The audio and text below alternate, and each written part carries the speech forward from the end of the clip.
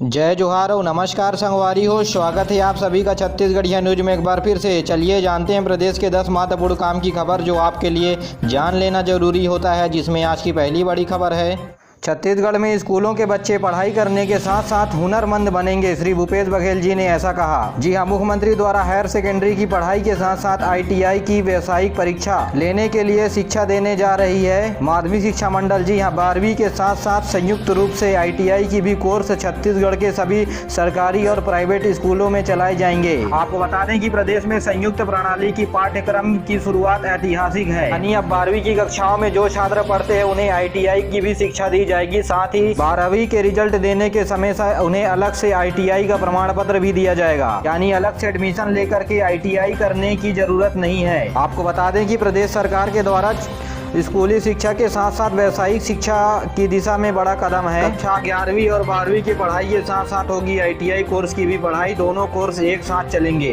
जी हां, छत्तीसगढ़ में माध्यमिक शिक्षा मंडल और राज्य व्यावसायिक प्रशिक्षण परिषद द्वारा संयुक्त रूप से तैयार किया गया है 2 वर्षीय पाठ्यक्रम। इस कोर्स में 12वीं की परीक्षा पास करने के बाद विद्यार्थियों को हायर सेकेंडरी के साथ साथ ITI का भी प्रमाण पत्र मिलेगा, जैसा कि मैं आपको पहले बता चुका हूँ। यह बड़ा फैसला छात्रों को विश्वकर्मा जयंती के अवसर पर भगवान विश्वकर्मा के आशीर्वाद के रूप में दिया जा रहा है। आपको बता दें कि मुख्यमंत्री ने पाटन में स्वामी आत्मानंद अंग्रेजी माध्यम स्कूल में इस संयुक्त पाठ्यक्रम का शुभारंभ बीते दिनों कर चुके हैं। पाटन में बालिकाओं के लिए स्टेनोग्राफी और बालकों के लिए वेल्डिंग कोर्स का हुआ है प्रारंभ। आपको बता दें कि सरकार के इस कदम से विद्यार्थियों के समय और ऊर्जा दोनों की होगी बचत। निश्चित ही ऐतिहासिक कदम प्रदेश सरकार की ओर से बच्चों के भविष्य को देखते हुए लिया गया है और आपको बता दें कि इसी शिक्षा सत्र से यह नियम लागू होंगे।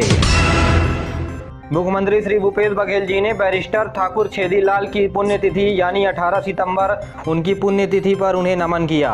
जी हां, स्वतंत्रता सेनानी बैरिस्टर ठाकुर छेदीलाल जी के पुण्यतिथि आज है। भूपेश बघेल जी ने कहा कि युवाओं में राष्ट्रीयता की भावना जागृत कर स्वतंत्रता आंदोलन से जोड़ने के लिए बैरिस्टर ठाकुर छेदीलाल जी का महत्वपूर्ण योगदान रहा है। उन्होंने कानून और शिक्षा प्राप्त करने के बाद भी महात्मा गांधी के आह्वान पर वकालत छोड़कर असहयोग आंदोलन में जुटे हुए थे। उन्होंने छत्तीसगढ़ में सविनय अवज्ञा आंदोलन पर भी महत्वपूर्ण भूमिका निभाई है।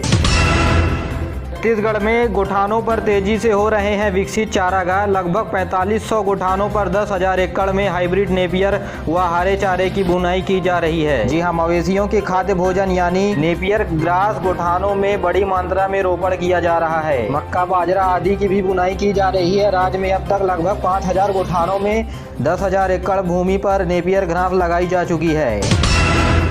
तो वहीं रायपुर के छत्तीसगढ़ में पोषण माह 2021 सुपोषित छत्तीसगढ़ और उसकी चुनौतियों पर बस्तर में संगोष्ठी की जा रही है। पोषण अभियान से जनमानस को जोड़कर कुपोषण दूर करने का भी प्रयास किया जा रहा है।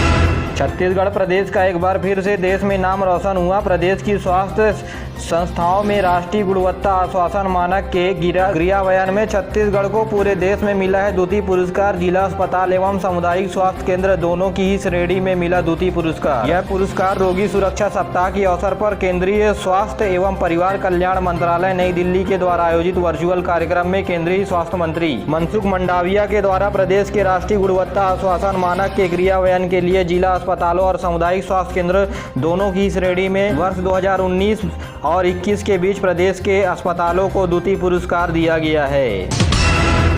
देश के सबसे बड़ी इंजीनियरिंग परीक्षा में बीजापुर के बच्चे ने लहराया परचम। जी हां, छू लो आसमान के 7 विद्यार्थियों को मिली JEE मेंस में सफलता। जी हां, बीजापुर जिले के 7 बच्चों ने इस परीक्षा को क्रैक किया है।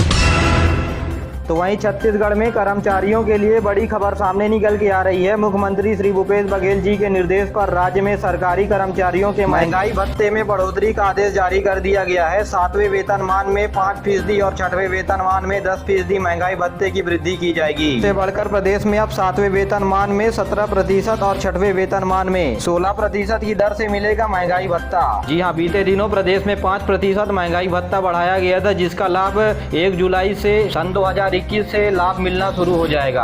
निश्चित ही यह कर्मचारियों के लिए बड़ी अच्छी खबर है। चलिए जानते हैं अब रायपुर में सरकारी नौकरी के बारे में। स्वास्थ्य विभाग के रिक्त पदों में लगभग 4000 पदों पर सीधी भर्ती के लिए वित्त विभाग की सहमति मिल गई है। मंत्रालय से संचालनालय स्वास्थ्य सेवाओं को पत्र किया जारी। बड़ी संख्या में भर्ती होने से बेरोजगार को मिलेगा अवसर। जी हां, छत्तीसगढ़ के स्वास्थ्य विभाग में 3948 पदों पर सीधी भर्ती की जाएगी। इसके लिए वित्त विभाग के द्वारा सहमति प्रदान की गई है। आपको बता दें कि राज्य सरकार के द्वारा शीघ्र ही इन पदों पर भर्ती की प्रक्रिया शुरू हो जाएगी। अगर हम पदों की संख्या डिटेल में बात करें तो 143 पद चिकित्सा अधिकारी के हैं, तो वहीं नेत्र सहायक अधिकारी के 234 पद हैं। साथ ही मेडिकल लैब टेक्नोलॉजिस्ट के लिए 141 पद और रेडियोग्राफर के लिए 48 पद हैं। तो वहीं डॉक्टरों की सहायता करने के लिए स्टाफ नर्स के 464 पदों पर भर्ती की जाएगी। ओटी टेक्नीशियन के 18 पद, फार्मेसिस्ट ग्रेड 2 के 187 पद और मनोरोग परिचायक के 24 पद और मनोरोग सामाजिक कार्यकर्ता के 5 पद के लिए मंजूरी प्रदान की गई है। तो वहीं छत्तीसगढ़ में गृह मंत्री ताम्रध्वज साहू की पहल पर रिसाली में जल्द बनेगा महाविद्यालय। जी हां, महाविद्यालय के प्राचार्य, सहायक प्राध्यापक सहित अन्य कर्मचारियों के लिए 33 पदों पर मिलेगी मंजूरी। इन नवीन महाविद्यालयों में 33 पदों के लिए नौकरी के लिए भर्ती भी की जाएगी। बिलासपुर में अनुसूचित जाति वर्ग के हितग्राहियों को अंत्योदय रोजगार योजना के तहत आवेदन 26 सितंबर तक आमंत्रित किए गए हैं। योजना के तहत लाभ लेने वाले आवेदक जिले का निवासी हो तथा उसकी आयु 18 वर्ष से कम हो, वह 50 वर्ष से अधिक न हो। आवेदक परिवार वार्षिक आमदनी ग्रामीण क्षेत्रों में अधिकतम 45,000, तो वहीं शहरी क्षेत्र में 51,000 रुपए तक का होना चाहिए।